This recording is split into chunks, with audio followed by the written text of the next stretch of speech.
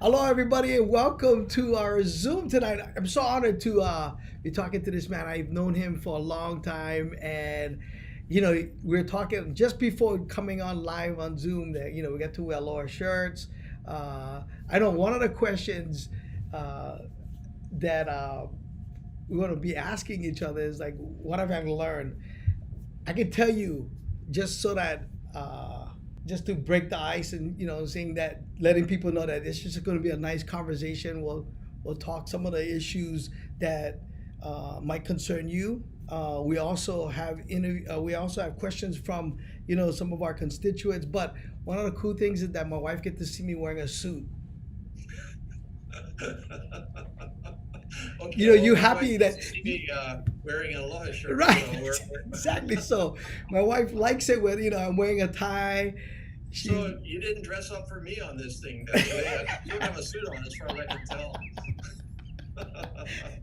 but welcome everybody, Congressman Ed Case. Thank you for being here. Aloha, council member, and it's so great to call you council member.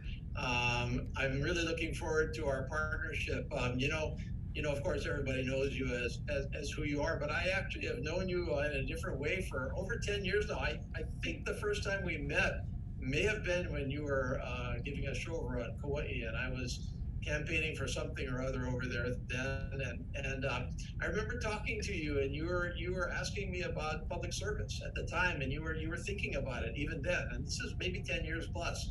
And then a couple of years ago, we had another conversation, and you were still thinking about it. I told you, go for it already. Paul talking already. Many, many folks that want to get into elective office, they talk and think a long time, and of course, it's understandable. It takes quite a leap to go from talking and thinking about it to actually doing something about it. And so I'm really, really happy that you did that. And along those lines, I'll tell you my story about almost not doing it. So this is way back when I first ran for office, state legislature in Manoa Valley, many decades ago. I actually lost that race, but that's another story. So I think about it. I talk to myself. I talk to my family. I'm agonizing about it, and I wanted to do it. And I thought about it for months, and I planned it out, and I had everything all ready to go. But it came the moment of truth when I had my sign and I had to walk out on the street 5:30 in the morning, I think it was, to catch the early traffic on Manoa Road there. And I still remember exactly where it was. So I parked my car and I got my sign out of the car, and I said, "Okay, I'm ready. I'm going to go for it." And so I walked down towards the street, and about halfway down, I chickened out. I walked back to my car. I got in my car and I thought about it, and I said, "If I do this, my life's never going to be the same." So I got the sign out of the car. I started walking down to the street again, and I got almost to the street, and I went, "Oh, do I really want to do this? I can say no now, and nobody will ever really know other than the people that I talk to." And finally, I walked down to the street, and I put my sign up, and I waved, and the first car that went by me waved back, and I went, "Okay, I can do this." So I'm really happy that now maybe you didn't need as much, walking back and forth to the street as I did. Maybe you just decided to go for it and you went for it. But I'm really happy you're in it. In Thank any you. event. So aloha and welcome to public service. Yeah, no, I remember both of those conversations. Believe it or not, I always like a lot of people don't know this, but like I'm a geek. I love politics. I love the ins and outs of politics. I just love everything about it, and yeah, it's been a long time coming. And for me, it was just I saw how challenging it was for my family as an entertainer, and my children were young. I was already not spending a lot of time with them because I was on the road working, uh, and and I know that people can be really critical in this position, and I just didn't want them to deal with that. So I waited till my daughter graduated from high school, and I just felt like you, like, do I go for it? I wavered back and forth for the last 10 years, and finally I just said, what, I think this is a good time. I'm in a good place in my life, and my heart to want to serve has always been there. I just needed a push, and really the push was the last 5 years working with Mayor Billy Quinoa in the Big Island, and then going to schools, talking to people, and I grew up, uh, in low income housing. I understand the challenges, but I saw so much challenges, talking to every day, and I think everyday people, and I think, as an entertainer, you get in that bubble, and you're just working. You're not looking and talking to people. And when I went to work for Billy, I went in and talked to students and parents and teachers, and I realized, wow, man, this is how Hawaii is right now. And I just felt like it was a good time using the 28 years as an entertainer to come in and maybe do some good, and not just be the guy that people saw in the mall and went, hey, that's the guy that used to be funny. Now can use that celebrity to really help and understand the challenges in our community, and try to listen and be a problem solver, and be a part of amazing discussions. This last 5 months, the discussions, in city council, has been pretty amazing, and I'm excited. It's interesting. You said a couple of things that really kind of resonated with me. The first one, you talked about your own mentors, the folks that actually got you to take the leap into elective office, and I think for any of us that serve in public office, there were some people that really inspired us, and somehow we looked at them and thought, you know what, that person's really making a difference, and I want to make that difference too. And you talked about Billy Kinoy, who I knew for a long, long time, back 20 years really before he was even in office, but he was interested in going into office, and he would have been quite an inspiration. He was an inspiration to many, many people out there. We just lost him, of course. Tremendous loss. For me, it was Spark Matsunaga, who was the U.S. representative back a couple of representatives before me, because I'm in his seat now. And I was just lucky to go to work for him as a very, very young man, like straight out of college. Like we're talking 2 days out of college. Like one day I grad college, and and then Monday I was in his office as a summer intern in Washington D.C.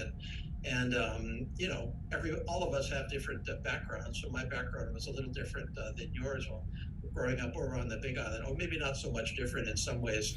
But I watched him in action, and I thought, you know what, this is a person that I admire, that is committed to public service for all of the right reasons, is making a difference, cares about the connection between people and their government, and that's a life that I think I can go out there and make a difference in myself. Although it took me, as I already described, a while to get myself to the point where I actually put myself on the line. But you made a comment there about criticism, and of course, in elective office, you get criticized a lot, and that's part of the process.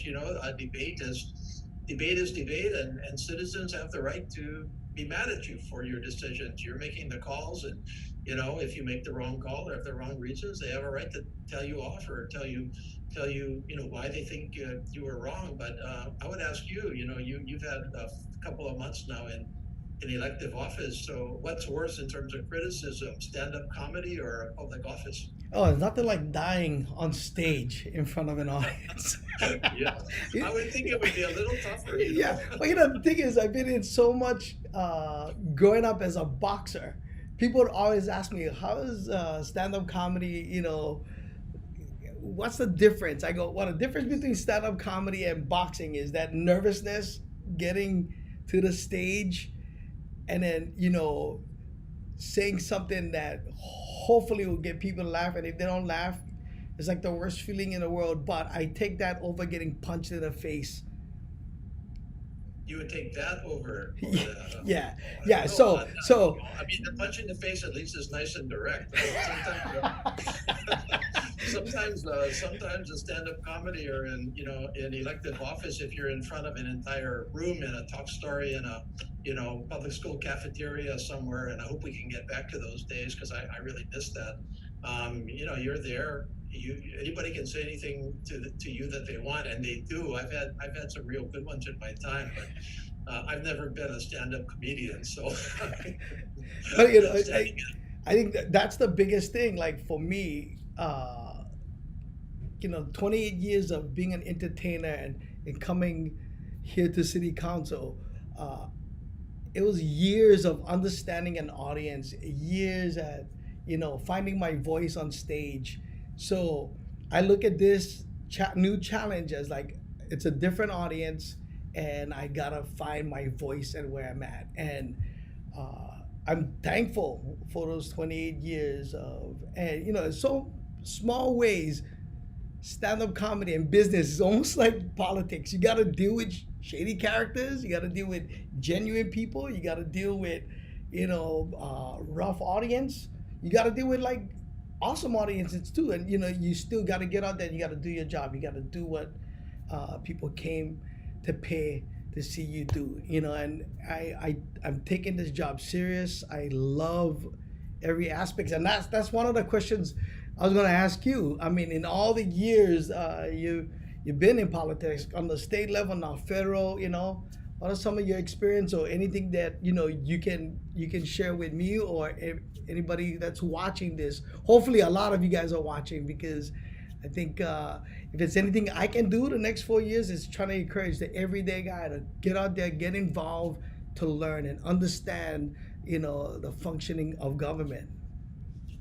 Well, I think, well, first of all, one thing I did want to make sure everybody, you and I understood, was that you and I have over 100,000 constituents on this island that we both represent.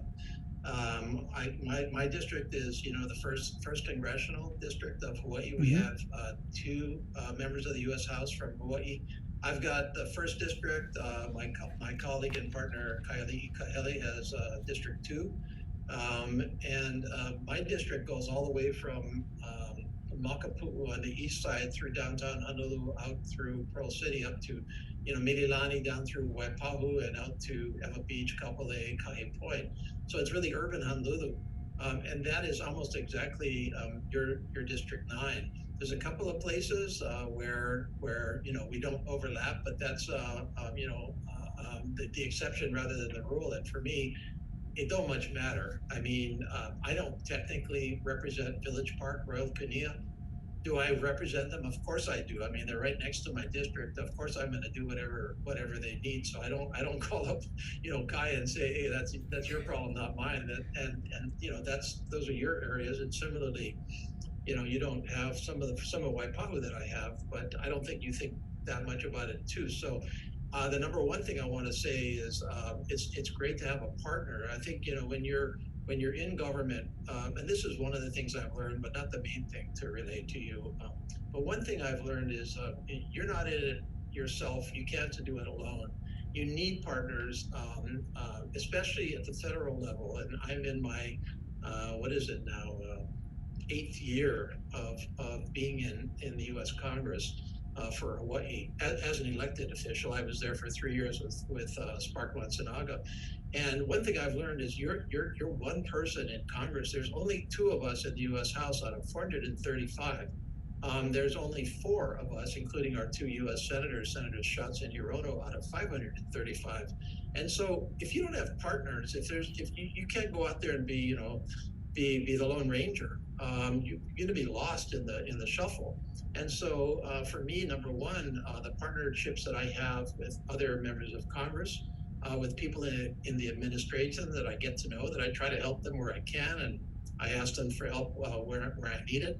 And then back home, my partnerships with my fellow elected officials at the state and the county level, including you, are absolutely invaluable to me to be able to do my job. I mean, I'm not on the ground like you are every single day in your district. I'm in DC more than half the year, and so I have to have what I sometimes call an early warning system. Like, what are the issues that are really concerning people back home that I need to know about, so I can figure out if there's a federal fix. And so that's, I love talking story with you, but part of this is also us having a partnership where Yeah. your office, my office, we try to help each other. I do this I'm talking with the mayor tomorrow. That's part of it. I talked with Governor Ige and Speaker Psyche last week. That's part of it.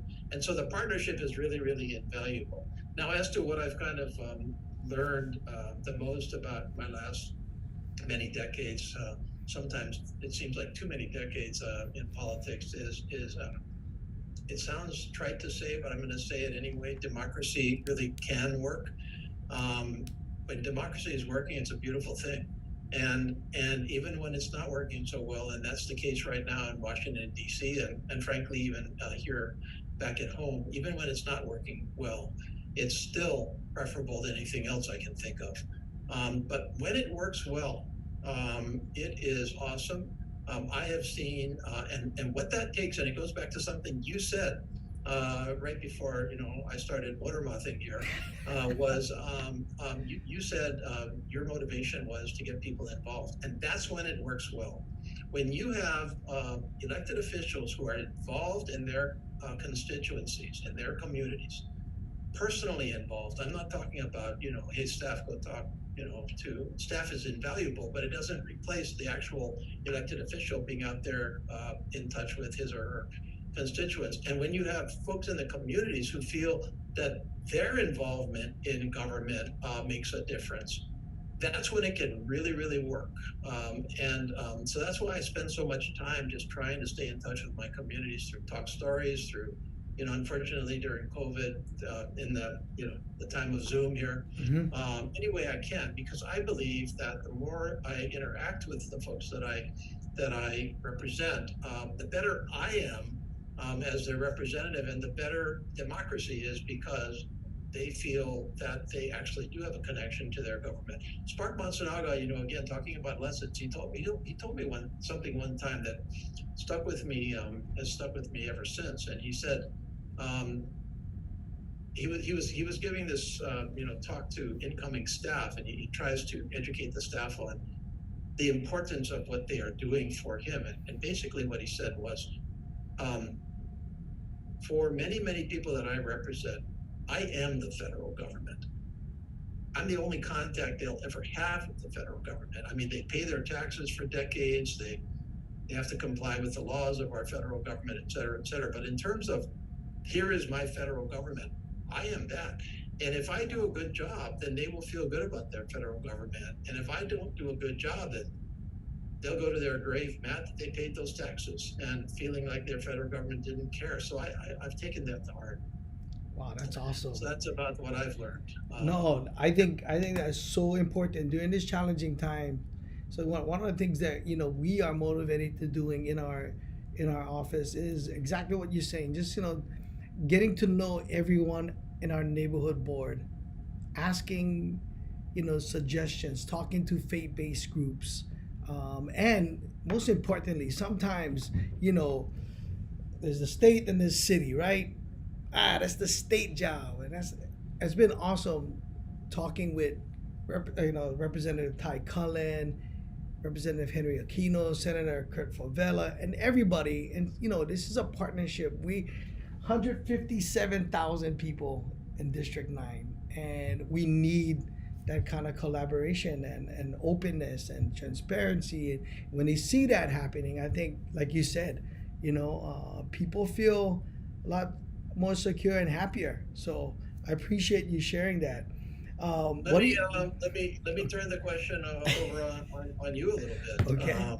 You haven't been in elective office for decades, but you've been in elective office for over 4 months, and you probably have a lot more perspective on it because you're new to it.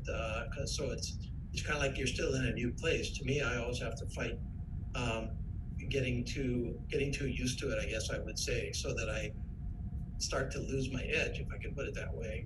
And so I don't like that. So you, 4 months, you wanted to do this for a long time. You finally took the leap. You're a small business person. You were successful in another realm that didn't have a whole bunch to do with, politics, other than making fun of politicians, which we need. So, I hope you don't change that. You can look in the mirror and make fun of yourself, as far as Absolutely, yeah. So what have been the lessons that you've drawn from just your first 4 months of being the person charged with the decisions? that you used to tell everybody else, hey, you should make a different decision. Now that is looking in the mirror. No, no, it's exactly what you said. I mean, uh, I am almost blown away, when people feel appreciated, like, and I think it's that background from being an entertainer. Even if they paid $10 to watch a show, I was gonna give them a $50 show. So you know, whenever I talk with people, whenever I now in this stage in my life and I'm talking to a group and stuff like that, I see everybody the same way. Like they're valuable. Whatever they tell me, even if it's wrong, valuable. And it's you can see how it's so much different. As an entertainer, people come to see you laugh, to come and laugh. Augie, make me laugh. And you come to a neighborhood board and you hear somebody talk and you connecting with them, like you said, right? When you listening and you paying attention to their needs and they feel like you heard everything that they said. The appreciation is like amazing. The emails that I get, or just a simple acknowledgement that, hey, thank you so much for listening. I think for me right now is like the most coolest thing, because running, I knew it was gonna be challenging. The 28 years of doing entertainment, I wanted to get out there because I wanted to see how they respond to me. And one of the stories I tell was out in Mililani. Everybody told me, Congressman, that Mililani was going to be on challenge. So I'm walking up to the guy's door and I hear, I'm going to vote for you. I'm a howly guy, big howly guy. And I'm like, all right, all right. And I go, why are you going to vote for me? And he goes, I watched you for 20 years and I feel like you're my friend. And I feel like you're not going to mess that friendship up. And I was like, wow, thank you, man. And it validated a lot of things in me that I always knew, but I wouldn't have known if I didn't step into this field. You only get the attention when you do the shows. But when you gotta go door to door and you know this, and you get somebody looking at you and you're looking at them in the eye and they go, I'm gonna vote for you because I feel like you're my friend and I trust you. It's a total different feeling. So Yeah, well, that's representation? I mean, that person voted for you because he felt you would represent him.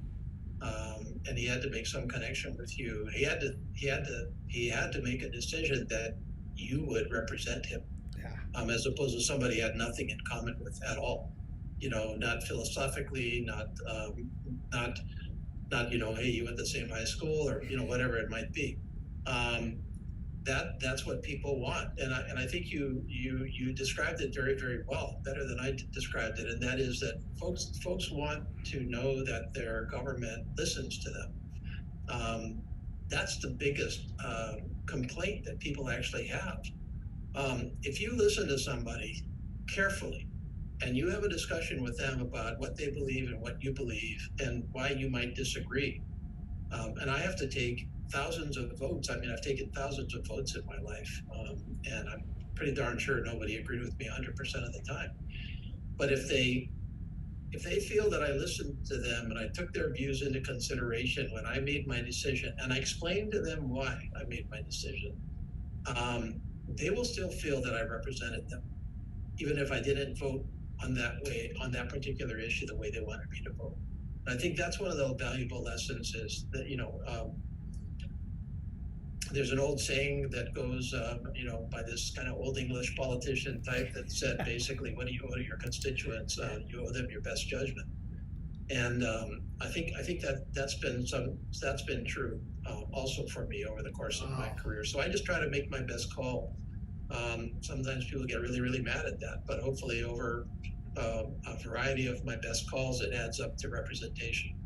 By the way, your staff has been fantastic in helping my staff. So thank you, thank you. So I got a question. Okay, so what are your top three goals for Hawaii? Well, maybe I can maybe I can just quickly describe what I think my job is Okay. as and my job right now is in the United States Congress. So my answer might be slightly different if I was in county office or in state office, but I'm in the U.S. Congress right now. And so I kind of describe my job in three buckets, if I can put it that way. The first bucket is to make the best decisions for our country. So it's not so much about Hawaii there. It's about, hey, I'm one of the representatives throughout our country that has to make a decision on some of these incredibly difficult issues for our country. You know, um, do we stay or leave Afghanistan? What do we do about immigration at the southern border? These are big, difficult national and international issues, and I got to make the best call I can there. And then the second bucket is how can I make the federal government help Hawaii itself? So that's very, very much about Hawaii. That's about, hey, we got this big old federal government. It's 5,000 miles away. And I got to tell you, folks in Washington, D.C., they're well meaning for the most part. So these are not people that have it out for Hawaii, but they don't get Hawaii. Um, they, they, they have no experience. We're so different than the rest of the country in many, many ways. Just the fact that we're a bunch of islands, for example, creates differences that people in Hawaii, I mean, in Washington, don't always think about. So that's about making sure the federal programs work for us here in Hawaii. And it's also about federal funding, which at the end of the day is about the best thing that I can do to help Hawaii. I'm on the Appropriations Committee in the House, which is the money committee, it's sometimes called. So that's the committee that's responsible for making these allocations across the country. And so trying to steer that money to the right places that will help Hawaii is an important part. And then the third part is just helping people with their individual concerns. And you spoke to this a little bit already. Our offices have worked together because sometimes people will come to me and they'll want help with something that is not really my kuleana at the federal government, but it's yours at the county level. So we trade back and forth. If you get those questions, I'll take the federal ones.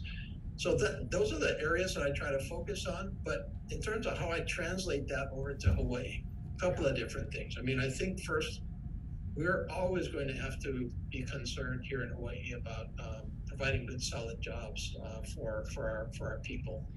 So keeping a strong economy.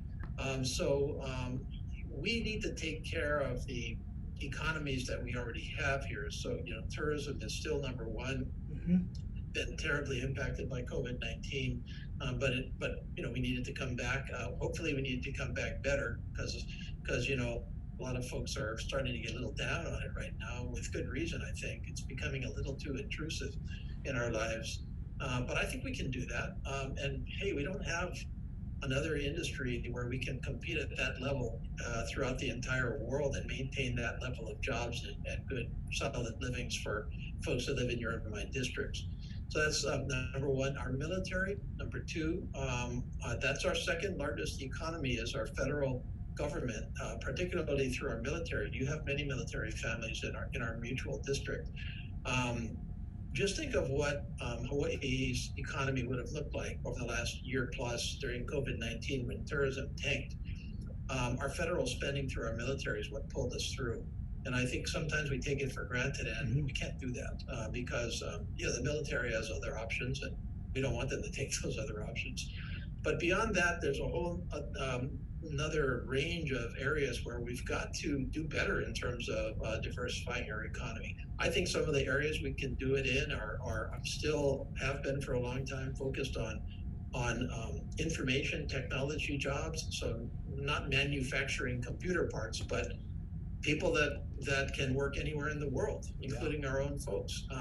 Living here and being on the net and connected through broadband, that can be a real economic driver. It already is, but not to the extent we need it to be. Education can fit into that category too. International education primarily, because a lot of people will come here to learn and spend time here. So those are some areas I focus on: the economy, the safety net is always going to be a really critical part of my agenda. Do we just have the basics to take care of people who can't take care of themselves? And these are people that want the best. They try hard, but for whatever reason, whether it be affordable housing or healthcare or education or any of those basics of life, I think our government owes them us, because it's all of us working together. So it's not us versus them. It's all of us who need help. Owes them the support that we can muster for that. And then finally, I would throw in, so that's number one, Yeah. economy. Number two, kind of the social safety net. Number three, I believe that we have a very, very special environment here. And so I believe it's at risk. And I believe that we can lose it if we're not careful. So I'm very, very focused on trying to preserve the best of our Hawaii wherever I can. Anyway, That's awesome. how about you? What about you from your perspective? You went out there. You worked very, very hard to earn election. That means you went through a lot of front doors, like the gentleman that you talked about, and now you're in office. You're hearing from everybody about priorities. I know one that you said was really, really critical that I agree with you on during your campaign was public safety. You said that a lot of folks felt unsafe, and so I would ask you, let's compare notes a little bit. What are your priorities for our mutual district? It is the same thing. I still go out and we really engage the community, and people want safe parks. They want cleaner parks. And it's frustrating as a freshman councilman to see, we're short of staff that should do really easy tasks like cutting the grass. People in our neighborhood wants to see clean bathrooms in the parks. That's what they're hearing. That's what I'm hearing. They want more beats in the community, and we know that the police is operating like on 60%, 65%. It's hard getting new recruits. And quality of life, it's the same thing that I heard in the campaign now. Like it's so hard to stay afloat. A lot of people in our district, living paycheck to paycheck. And that was one of the reasons why I ran. My mom and dad, they worked hard all their life. But when my dad got sick, he had to move in with me so that he can get the necessary care and treatment. But if they were renting, there's no way he could have got the kind of medical care that and then stay afloat. So it's the same thing, Congressman. People want clean parks, safe parks. They wanna see more policemen. They want to feel safe in their own communities, and they quality of life, they're finding it very hard. And you can see a lot of people in our district out in Eva either moving away, selling their homes, because people are buying real estate property right now is booming, and people either refinancing, which can take them back, or they're selling their homes and moving. And so where are they moving to? Off island, off mainland. They're moving. They may be moving to the mainland. Yeah, and you hear it. My kids gotta move away because it's too expensive, and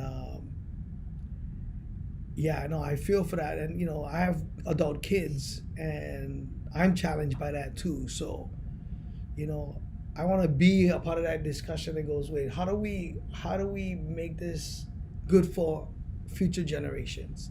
So let me ask you this to follow up on. Where do you think that our federal government can most help you and our mutual constituents? But now I'm talking about you as a city council member with the services that the city and county is responsible for. I mean, you talked about some of the benefits, community benefits that are really, really critical, and I think you've talked a couple of times around, but now just to take it straight on, affordable housing. These are areas that the city is very much involved in. Where do you think the federal government? We can get to COVID-19, by the way, in a second, but just aside from COVID-19, if there is such an aside right now.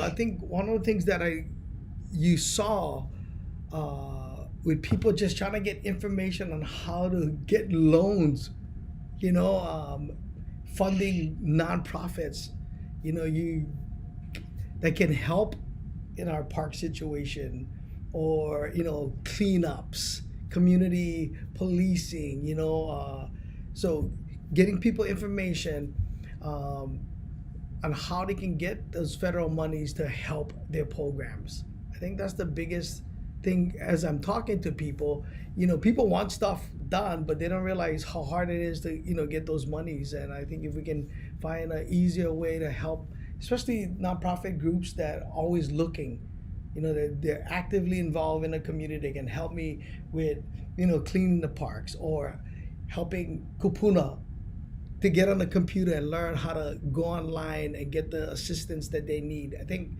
that would help us plenty.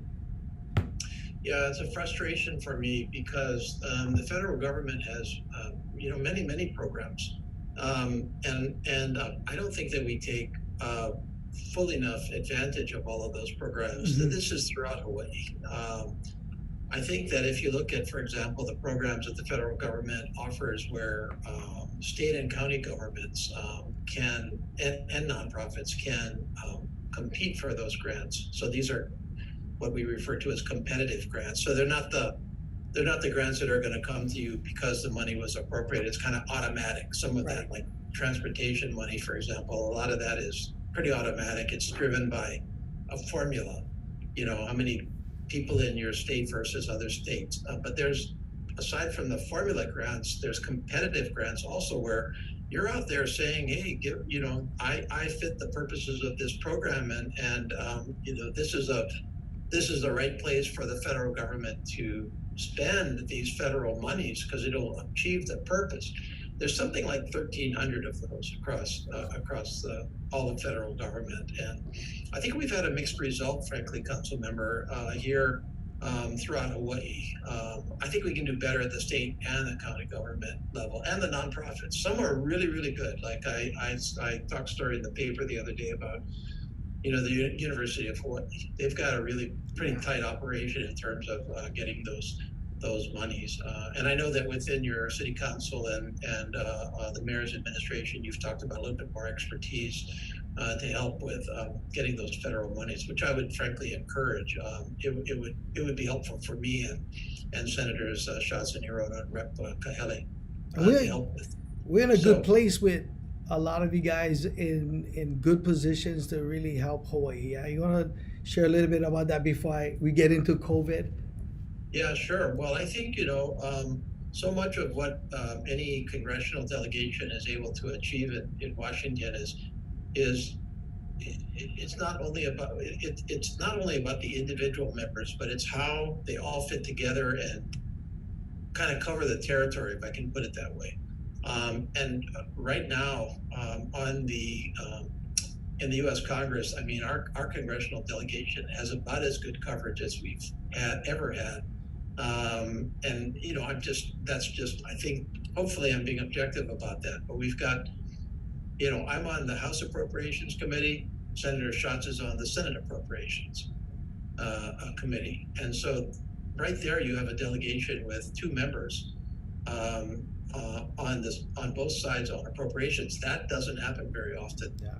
That's the first time that's happened for Hawaii in about 40 years. We had a little bit when Representative Kaka was still in the U.S. House, and Senator Inoue was on approps over on the Senate side.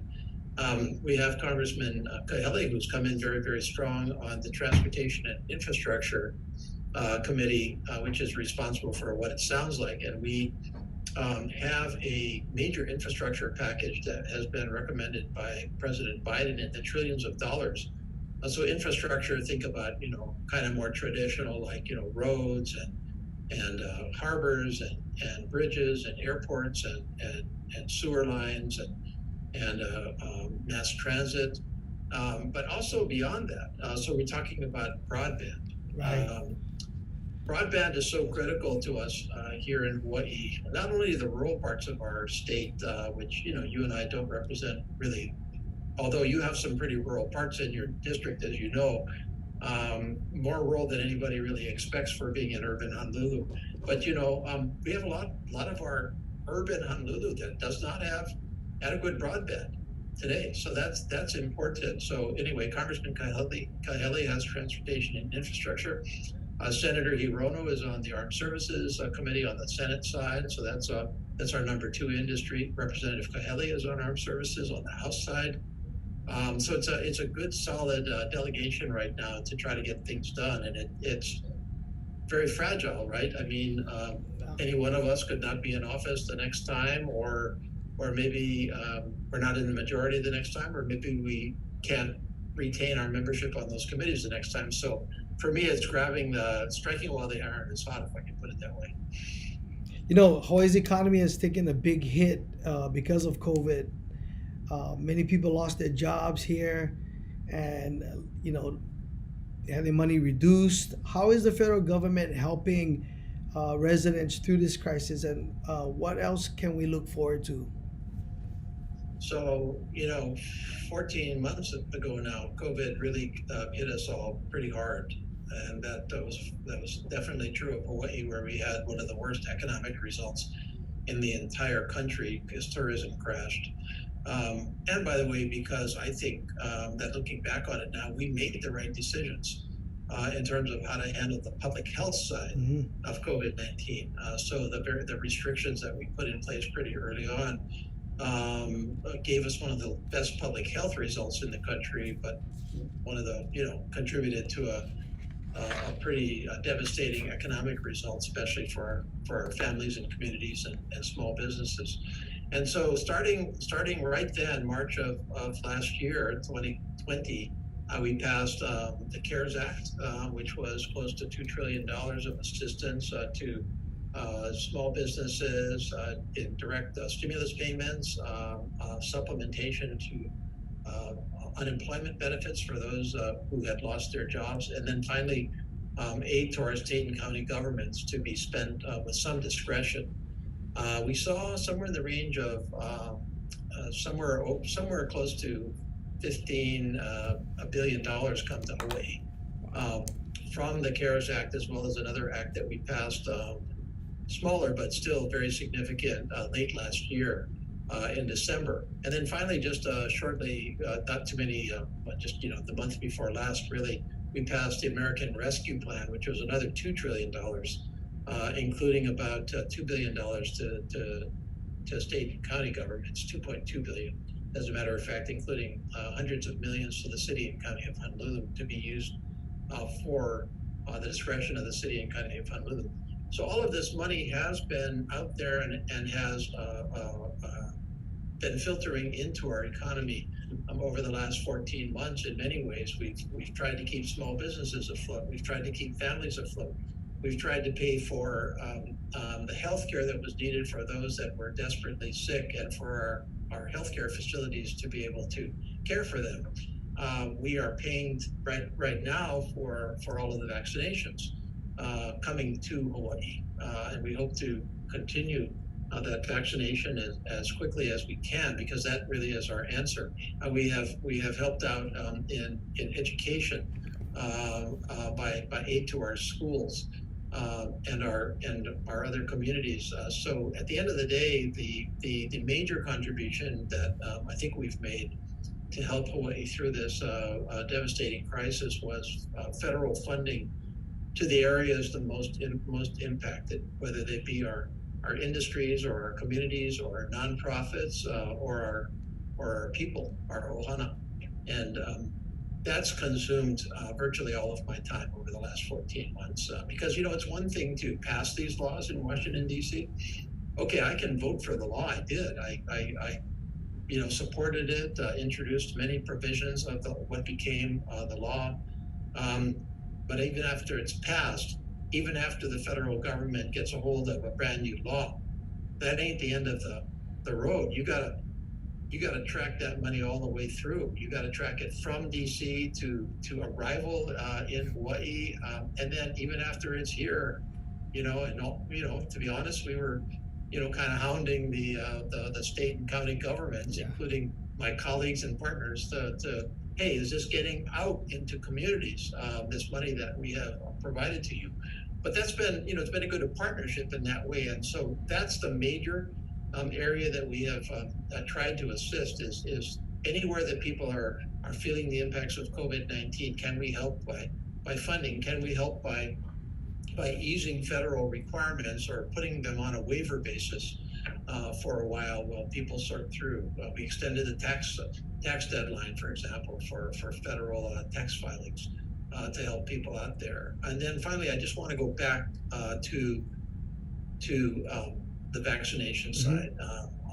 I'm going to repeat myself here, but I just think this is so critical to get across to everybody. And the reason I think it's so critical is because we are in Hawaii way ahead of the curve in terms of the national curve, in terms of the numbers of us that have now been vaccinated, to get ourselves to a position where we can not only start to enjoy each other again, but also start to open up a safe tourism economy.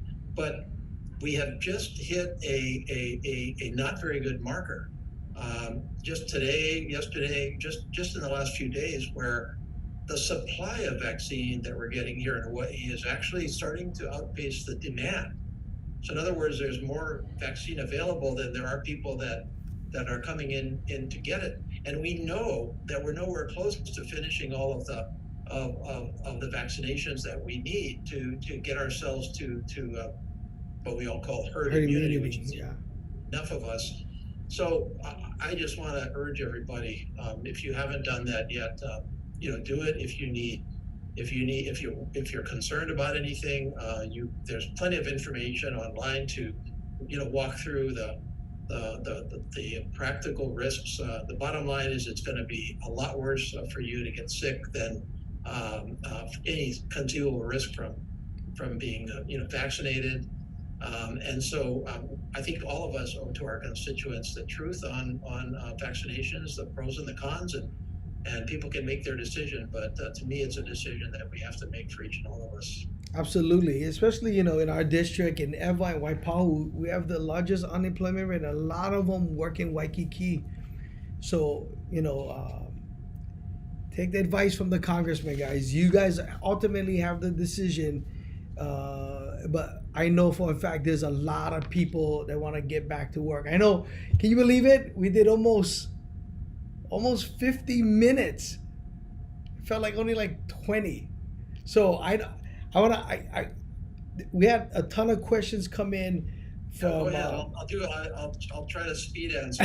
No. I want to make sure that I get one of our constituents question, because I know you love talking about the Jones Act, getting a Jones Act exemption for Hawaii. Can you explain, because there's a lot of people that don't know what the Jones Act is all about, but how Hawaii and whether if it's possible for Hawaii to ever get the exemption? Okay, well, the Jones Act is a federal law that was enacted 100 years ago. So a little over 100 years ago now, 1920. And what the Jones Act says is that if you are shipping goods between two U.S. ports, so for example, Oakland, California, and Honolulu, Hawaii, which happens to be our major shipping lane, Oakland to Honolulu, that's the gravy train. You must use U.S. shipping, flagged shipping, ships that are built in the United States and flagged or registered in the United States.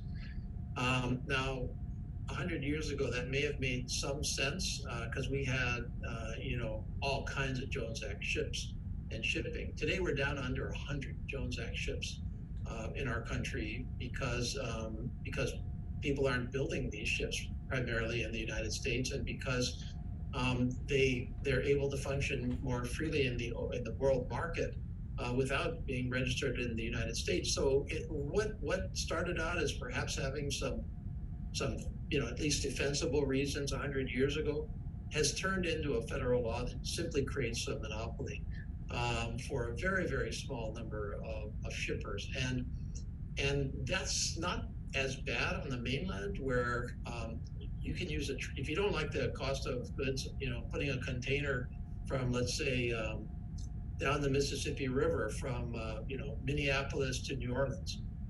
So that's 2 U.S. ports, got to be Jones Act shipping.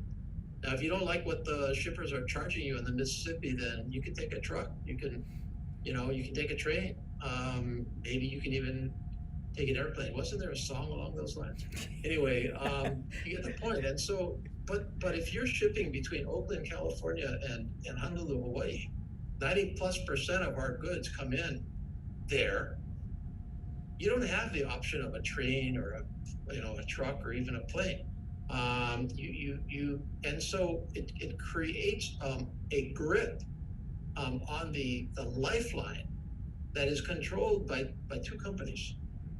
Now, I don't think those companies compete with each other, in all honesty. Their rates are the same. One goes up, the other goes up, the one goes down, the other goes down. Maybe they're not talking to each other because that would be a violation of federal antitrust law.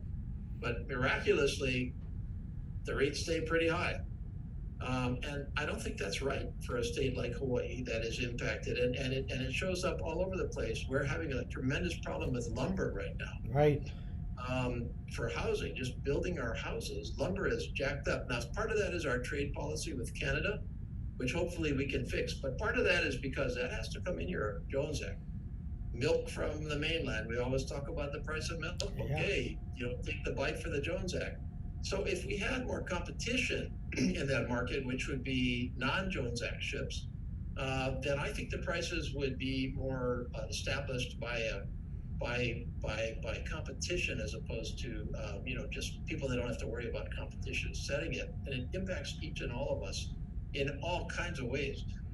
Now, sometimes people say, well, that's gonna destroy U.S. ships, and we need it for security purposes and all that kind of stuff.